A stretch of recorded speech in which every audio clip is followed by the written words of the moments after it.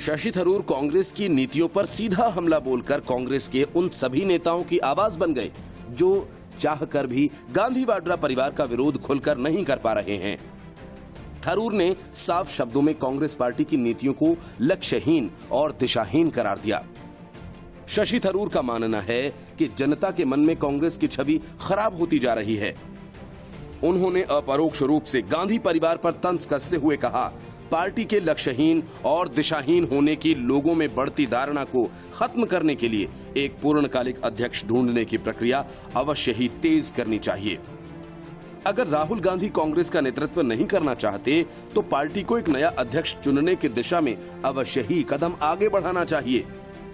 कभी पूरे देश में मजबूत जनाधार रखने वाली कांग्रेस पार्टी की कमान फिलहाल सोनिया गांधी के पास है, जो राहुल गांधी के कांग्रेस अध्यक्ष पद छोड़ने के बाद अंतरिम अध्यक्ष बनाई गई थीं, क्योंकि कांग्रेस नेता नए अध्यक्ष का चुनाव नहीं कर पाए। लेकिन सोनिया गांधी की सेहत और उम्र उन्हें ज्यादा बोझ उठाने की इजाजत नहीं देता। उन्हें अंतरिम अध्यक्ष बनाए हुए 1 साल हो चुका है।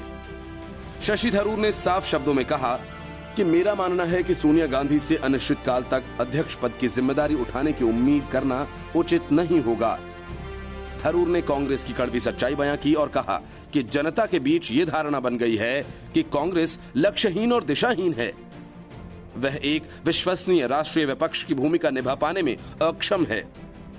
इसलिए कांग्रेस के लिए पूर्णकालिक अध्यक्ष तलाशे जाने की प्रक्रिया तेज कर दी जानी चाहिए। थरूर कोई भी बात बिना सोचे समझे नहीं बोलते। उन्होंने मांग की है कि कांग्रेस कार्यकारी समिति और अध्यक्ष पद के लिए लोकतांत्रिक तरीके से चुनाव कराया जाना चाहिए। जाहिर सी बात है कि अगर ऐसा हुआ तो कांग्रेस से गांधी खानदान का वर्चस्व खत्म हो जाएगा। थरूर ने तर्क दिया कि अगर कांग्रेस में शीर्ष पदों के लिए लोकतांत्रिक प्रक्रिया के तहत चुनाव कराया जाता है तो पार्टी में उत्साह का संचार होगा। दूसरे शब्दों में वे कहना चाहते हैं कि गांधी परिवार अलोकतांत्रिक तरीके से कांग्रेस पर काबिज है, जिसकी वजह से कांग्रेस पार्टी के नेता अपने भविष्य को लेकर निराश दिखाई दे रहे हैं।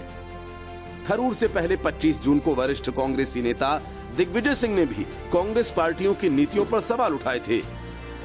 उन्होंने अपने विरोध को चाटुकारिता की चाशनी में लपेटते हुए पहले तो गांधी परिवार की वंदना की, लेकिन अगली ही पंक्ति में बताया कि वैचारिक अस्पष्टता और ढुलमुल रवैये के चलते कांग्रेस को नुकसान हो रहा है।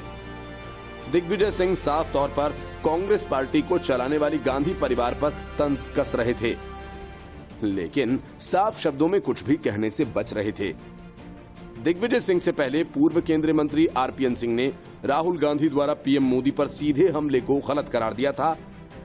उनका कहना था कि मोदी सरकार की नीतियों की आलोचना होनी चाहिए, न कि सीधा सीधा प्रधानमंत्री पर ही हमला किया जाए। प्रधानमंत्री कार्यालय पर हमले से कहीं अर्थ का अनर्थ न हो जाए। कांग्रेस नेता अपनी पार्टी का जनाधार खत्म होते हुए देखकर बेहद विचलित हैं।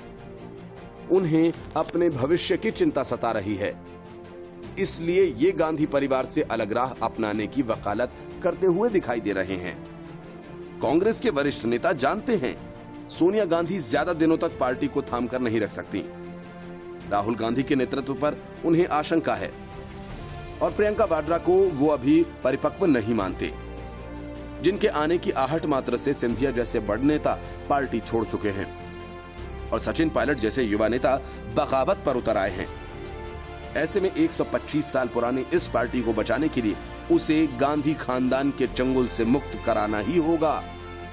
कांग्रेस में दबी जुबान में इसकी चर्चा शुरू हो गई है। Bureau report, news of India.